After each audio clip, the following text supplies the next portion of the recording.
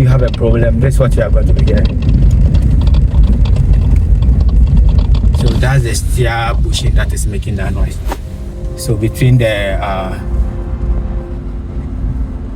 motor and the rack pinion, that's where that noise is coming from.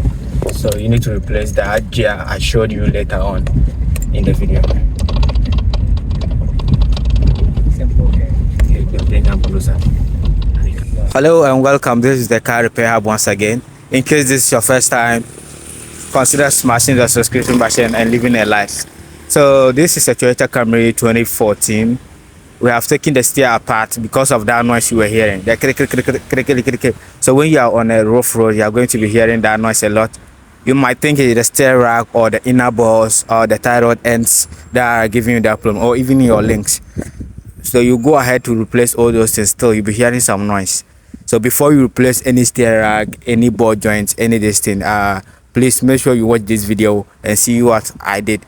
So when you hear the noise, you have to first of all take the steer bushing into consideration. So this is the steer bushing that I'm showing you.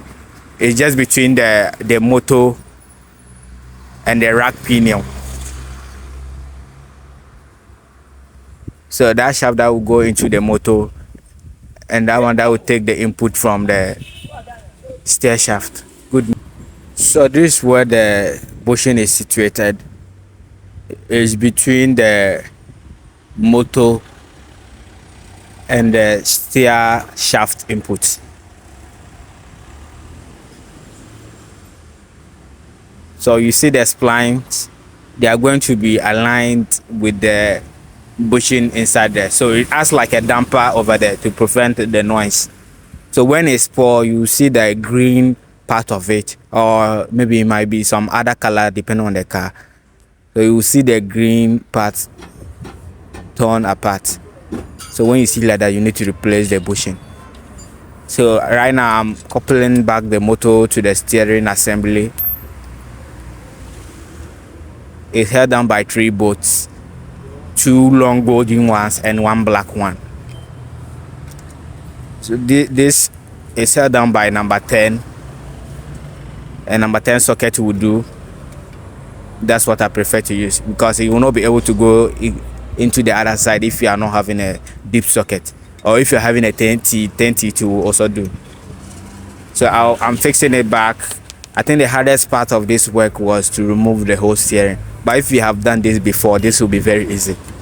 So you just need to take the airbag off first, then remove the steering wheel by removing that 21 nut on the steer.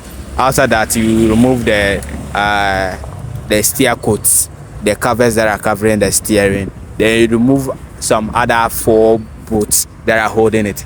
4 bolts. So 2 are nuts and 2 are also bolts. Yeah.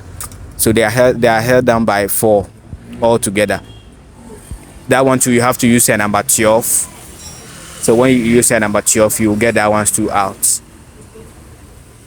So this is how the car inside looks like. After I remove the steer, everything is looking messy. So right now I'm putting the steer back. It's so easy. This is a work of a one man. It's not something that a lot of people have to come and help you to do. Yeah. So as I remove it easily, I'm fixing it back easily. So my steer is going back in to where I remove it from. This issue is common on Toyota cars and Hyundai cars and the Kia cars. I don't know of other models, but most of the time I solve this same issue on Kia and Hyundai and Toyota cars. So in case you have a Toyota car, then you are hearing this type of noise, you might want to consider checking the steering bushing or the damper that is there.